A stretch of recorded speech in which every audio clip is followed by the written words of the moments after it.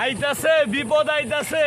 আরে দিন দুপুরে ঠাডা পড়বো চাঁদপুরের মসজিদে ইমাম সাহেব সুদ আর ঘুষের বয়ান দিয়া নিজের চাকরি খাইছে।